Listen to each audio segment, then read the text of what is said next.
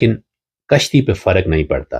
جو کشتی ان لہروں سے ہو کر سمندر کی دوسرے سائڈ تک پہنچتی ہے وہ بڑی مضبوط ہوتی ہے.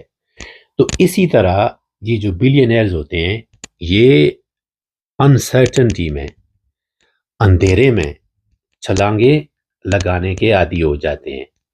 جس طرح آپ سمندر میں چھلانگ لگا دیں، ابھی دو ہی نتیجے نکلیں گے.